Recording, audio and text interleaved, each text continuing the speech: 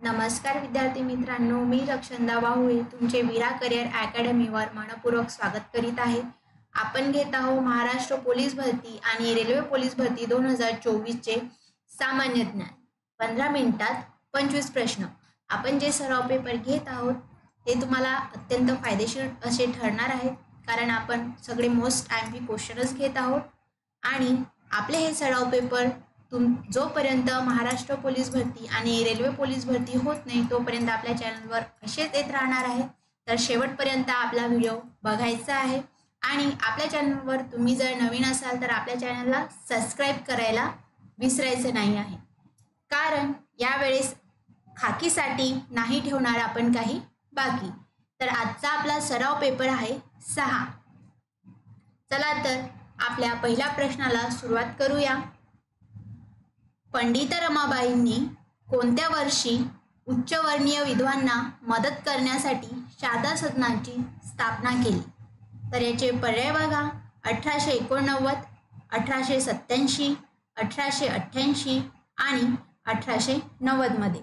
तर याचं योग्य उत्तर आहे पर्याय क्रमांक 1, 1889। बघा, पंडित रमाबाई यांनी मुंबई या ठिकाणी 9 मार्च 1889 मध्ये शारदा सदनची स्थापना केली होती। नेक्स्ट क्वेश्चन, महाराष्ट्रात मंत्री परिषदेतील खात्याचे वितरण रिकामी जागा हे करतात? पर्याय बघा। राज्याचे राज्यपाल, विधान परिषदेचे अध्यक्ष, राज्याचे मुख्यमंत्री आणि विधान परिषदेचे सभापती। तर याचं योग्य उत्तर आहे पर्याय क्रमांक 3, राज्याचे मुख्यमंत्री हे महाराष्ट्र मंत्री परिषदेतील खात्याचे वितरण करत असतात। नेक्स्ट क्वेश्चन, कोणत्या वर्षी ताडोबा अंधारी व्याघ्र प्रकल्प या वन्यजीव अभयारण्याची स्थापना झाली? कोणत्या? तर ताडोबा अंधारी व्याघ्र प्रकल्प। पर्याय आहेत 1965, 1950, 1955 आणि 1960। तर याचं योग्य उत्तर आहे पर्याय क्रमांक 3, 1955। तर बघा मित्रांनो, ताडोबा अंधारी व्याघ्र प्रकल्प हा कोठे आहे? तर चंद्रपूर जिल्ह्यामध्ये आहे आणि त्याचं क्षेत्रफळ आहे 625 किलोमीटर। या प्रकल्पाभोवती आपल्याला कोळशाच्या खाणी सुद्धा बघायला भेटतात आणि ताडोबा अंधारी प्रदेशातील घनदाट जंगलामध्ये जे आदिवासी लोक राहतात त्यांना ते ताडोबा किंवा ताडी देवताची पूजा करत असतात। नेक्स्ट क्वेश्चन, खालीलपैकी महाराष्ट्रातील कोणत्या जिल्ह्यामध्ये मॅग्नीजच्या खाणी आहेत? पर्याय आहेत नागपूर, अमरावती, नाशिक आणि धुळे। तर याचं योग्य उत्तर आहे पर्याय क्रमांक 1, नागपूर या जिल्ह्यामध्ये काय आहे? तर मॅग्नीजच्या खाणी आहेत। नेक्स्ट क्वेश्चन, पॅरिस करारामध्ये नमूद केलेल्या हवामान उद्दिष्टांची पूर्तता करण्यासाठी, मूलतः उत्सर्जन कमी करण्यासाठी आणि जागतिक तापमानवाढ रिकामी जागापर्यंत मर्यादित करण्यासाठी मुंबई हवामान कृती योजना तयार केली गेली आहे। तर बघा, याचं योग्य उत्तर आहे पर्याय क्रमांक 4, 1.5 डिग्री सेल्सिअस पर्यंत। नेक्स्ट क्वेश्चन, भोरजजवळील बागरवाडी या गावाजवळ सुमारे 2000 सशस्त्र मराठ्यांची मोठी फौज गोळा करण्यात खालीलपैकी कोणाला यश आले? तर याचं योग्य उत्तर आहे रंगो बापूजी यांना भोरजजवळील बागरवाडी या गावाजवळ सुमारे 2000 सशस्त्र मराठ्यांची फौज जमा करण्यात यश आले। नेक्स्ट क्वेश्चन, खालीलपैकी कोणी केसरी या मराठी वृत्तपत्राचे संपादन केले, जे ब्रिटिश राजवटीच्या प्रमुख टीकाकारांपैकी एक होते? तर याचं योग्य उत्तर आहे पर्याय क्रमांक 2, बाळ गंगाधर टिळक। तर बघा, केसरी वृत्तपत्राची सुरुवात कधी झाली होती तर 4 जानेवारी 1881 मध्ये.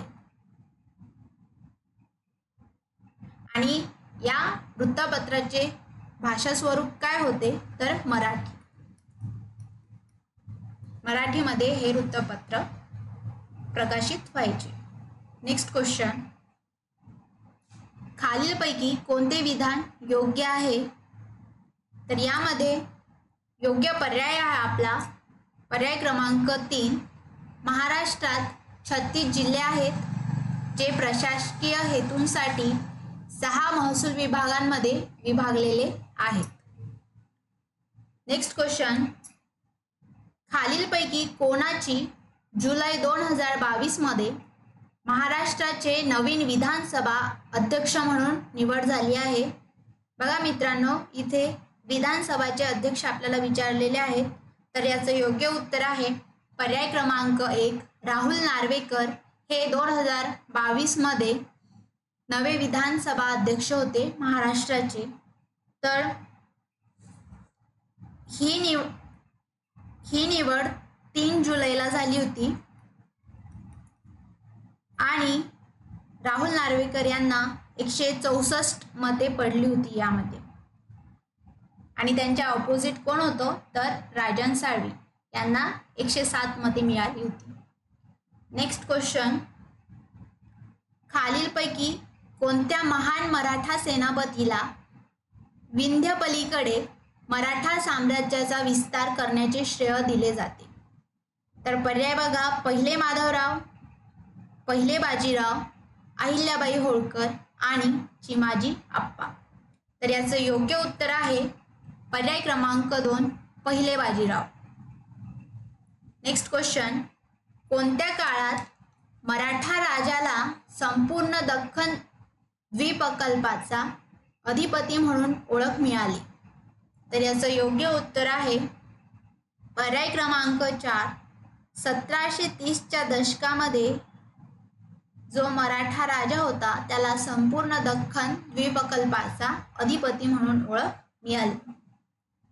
नेक्स्ट क्वेश्चन, स्वाधार योजना 2022 साठी पात्र होण्यासाठी खालीलपैकी कोणता निकष नाही? तर याचं योग्य उत्तर आहे पर्याय क्रमांक 2 विद्यार्थ्याच्या कुटुंबाचे वार्षिक उत्पन्न 2 लाख रुपयापेक्षा जास्त नसावे. तर बघा, स्वाधार योजना 2022 ची कशी होती, त्यांचा लाभ कोणत्या विद्यार्थ्यांसाठी व्हायचा तर जे गरीब SC आणि 9 बौद्ध वर्गातील असतील, 10वी 12वी झालेले विद्यार्थी असतील आणि डिप्लोमा करणारे विद्यार्थी सुद्धा. याची आर्थिक मदत कशी होती तर 51,000 प्रतिवर्ष यांना मदत मिळायची. अपंग विद्यार्थ्यांना 40% गुण आणि गांधींच्या परीक्षेत पास झालेल्या विद्यार्थ्यांना 60% गुण असणं आवश्यक होतं. नेक्स्ट क्वेश्चन, महाराष्ट्राच्या चंद्रपूर जिल्ह्यात खालीलपैकी कोणते वन्यजीव अभयारण्य आहे? तर बघा, याचं योग्य उत्तर आहे पर्याय क्रमांक 1 भामरागड वन्यजीव अभयारण्य. हे चंद्रपूर जिल्ह्यामध्ये आहे. नेक्स्ट क्वेश्चन, 2021 पर्यंत राज्य सरकारने आपत्ती व्यवस्थापनाच्या दृष्टीने शहर प्रशासनाची काळजी घेण्यासाठी महाराष्ट्र राज्यात किती प्रादेशिक आपत्ती व्यवस्थापन केंद्रे स्थापन केली आहेत? पर्याय आहेत 9, 12, 10 आणि 8. तर याचं योग्य उत्तर आहे पर्याय क्रमांक 3 10. नेक्स्ट क्वेश्चन, 2011च्या जनगणनेनुसार महाराष्ट्राचा पुरुष साक्षरता दर काय आहे? 2011च्या जनगणनेनुसार विचारलेला आहे आणि आपण मागच्याच लेक्चरमध्ये सांगितलं होतं की लोकसंख्येबद्दल प्रश्न जर आला तर 2011लाच अनुसरून विचारण्यात येणार आहे आणि आपल्याला उत्तर पण 2011लाच अनुसरून द्यायचं आहे. तर याचं योग्य उत्तर आहे पर्याय क्रमांक 3 88.38%. हा आपल्या महाराष्ट्राचा पुरुष साक्षरता दर आहे. तर स्त्री साक्षरता दर किती आहे आपला? 75.90%. नेक्स्ट क्वेश्चन, एकूण किती अमृत भारत रेल्वे स्थानके देशात निर्माण करण्यात येणार आहे? पर्याय आहेत 450, 500, 550, 600. तर याचं योग्य उत्तर आहे पर्याय क्रमांक 3, 550. अमृत भारत रेल्वे स्थानके देशात निर्माण करण्यात येणार. नेक्स्ट क्वेश्चन, RBIच्या अंदाजानुसार भारताचे कर्ज GDP गुणोत्तर 81.6% पातळीवरून 2030-31 पर्यंत किती टक्क्यापर्यंत घसरेल? तर याचं योग्य उत्तर आहे पर्याय क्रमांक 2, 73.4% घसरेल. नेक्स्ट क्वेश्चन, राज्यातील 18 ते 35 वयोगटातील तरुणांना किती रुपये बिनव्याजी कर्ज ओडिशा सरकार स्वयं योजनेअंतर्गत देणार आहे? तर याचं योग्य उत्तर आहे पर्याय क्रमांक 4, 1 लाख रुपये हे बिनव्याजी कर्ज ओडिशा सरकार देणार आहे. नेक्स्ट क्वेश्चन, कोणत्या ठिकाणी आशिया बॅडमिंटन सांघिक अजिंक्यपद स्पर्धा पार पडली आहे? तर याचं योग्य उत्तर आहे पर्याय क्रमांक 3, मलेशिया या ठिकाणी आशिया बॅडमिंटन सांघिक अजिंक्यपद स्पर्धा पार पडली आहे. नेक्स्ट क्वेश्चन, 12 ते 14 फेब्रुवारी 2024 दरम्यान वर्ल्ड गव्हर्नमेंट समिट कोठे पार पडली? तर याचं योग्य उत्तर आहे पर्याय क्रमांक 2, दुबई येथे पार पडली. नेक्स्ट क्वेश्चन, पुणे ते छत्रपती संभाजीनगर दरम्यान विकसित करण्यात येणाऱ्या नवीन ग्रीन फील्ड राष्ट्रीय महामार्गाची लांबी किती किलोमीटर असणार आहे? तर याचं योग्य उत्तर आहे पर्याय क्रमांक 3, 230 किलोमीटर लांबी असणार आहे. याच्यावर आपल्याला परत एक प्रश्न विचारला जाऊ शकतो की ग्रीनफील्ड राष्ट्रीय महामार्ग हा कोणत्या जिल्ह्यांना जोडतो? तर त्याचं उत्तर आपल्याला सांगता आलं पाहिजे. पुणे ते छत्रपती संभाजीनगर यांना ग्रीनफील्ड राष्ट्रीय महामार्ग जोडतो.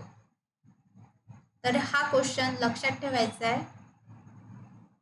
नेक्स्ट क्वेश्चन, भारतातील पहिल्या AI शिक्षिकेची निर्मिती कोणत्या ठिकाणच्या शाळेत करण्यात आली आहे? तर याचं योग्य उत्तर आहे पर्याय क्रमांक 4, तिरुअनंतपुरम या ठिकाणी AI शिक्षिकेची निर्मिती करण्यात आली आहे. नेक्स्ट क्वेश्चन, देशातील पहिल्या तिरुअनंतपुरम येथील AI शिक्षिकेचे नाव काय आहे? तर याचं योग्य उत्तर आहे पर्याय क्रमांक 1, इरिस हे या तिरुअनंतपुरम येथील AI शिक्षिकेचे नाव आहे. नेक्स्ट क्वेश्चन, कोणाची नियुक्ती महाराष्ट्र राज्य प्रदूषण नियंत्रण मंडळाच्या अध्यक्षपदी करण्यात आली आहे? तर याचं योग्य उत्तर आहे पर्याय क्रमांक 4, सिद्धेश कदम. नेक्स्ट क्वेश्चन आणि आजचा आपला शेवटचा प्रश्न, मुख्यमंत्री महिला सन्मान योजनेची घोषणा कोणत्या राज्य सरकारने 2024-25च्या अर्थसंकल्पात केली आहे? तर याचं योग्य उत्तर आहे पर्याय क्रमांक 4, नवी दिल्ली या राज्य सरकारने 2024 ते 25च्या अर्थसंकल्पात केली आहे. तर मित्रांनो, तुम्हाला जर आपले आजचे लेक्चर आवडले असल्यास आपल्या विरा करिअर अकॅडमीला सबस्क्राईब करायला विसरायचं नाहीये, लाईक करायला विसरायचं नाहीये आणि आपले टेलिग्राम चॅनल सुद्धा आहे. तर तुम्ही टेलिग्राम चॅनल सुद्धा लवकरात लवकर जॉईन करून घ्या, कारण आपल्या या संपूर्ण प्रश्नाची PDF तुम्हाला टेलिग्राम चॅनलवर मिळेल. Thank you for watching. जय हिंद.